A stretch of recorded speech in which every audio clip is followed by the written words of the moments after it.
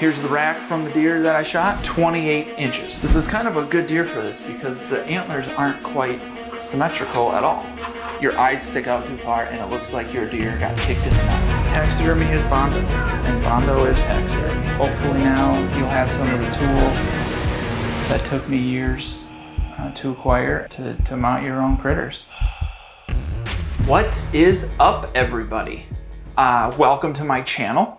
In this video series, it's gonna be probably 10 parts long. I'm gonna show you how I mount a whitetail deer.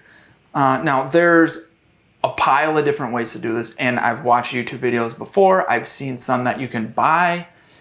Nobody mounts a deer quite like I do. And I spent 7 years at a shop full-time as an apprentice, learned how to do this from first sewing up deer to the whole run of a deer to then doing black bears and elk, everything you can imagine in North America, to African animals. We kind of did it all at that shop, but now I just do some whitetails, like 5, 6 a year for myself, family, friends, things like that. I'm a part of a bunch of different social media pages for taxidermy or deer mounts or what have you.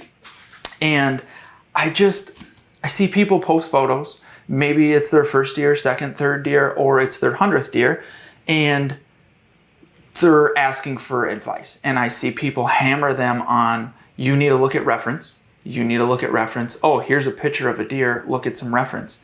That doesn't help you get to how to make it look like the reference photo.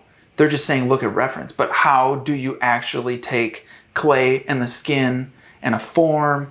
How do you take that and make it look like that reference photo? I'm going to show you. So basically here we have a hide. This is a deer that I personally killed 2 years ago.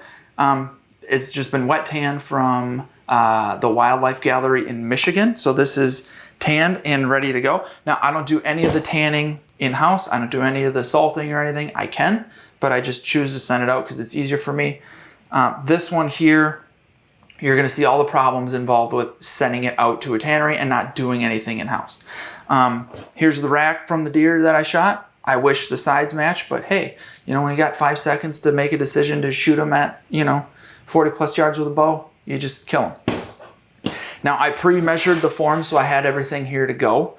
But I'm gonna show you from A to Z how to mount one of these whitetails and how I do it. Like I said, this isn't probably the best way, but it's a way, and it's on YouTube here for free. So follow along through the series. I'm gonna, show you how I do it. Now, if you have any questions or comments, feel free, ask.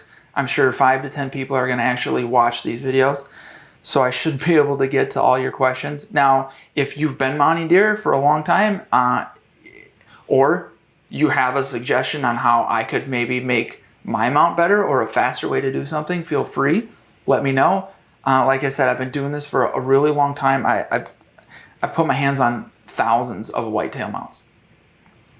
So I kind of have tried a lot of different things, and this is the best way that works for me in a way that is going to give you longevity in a mount for your home, for your friends' home, or what have you. So follow along. I'm going to do the best I can to mount you one of my own personal deer and kind of show you step by step on how to do it. So here we go.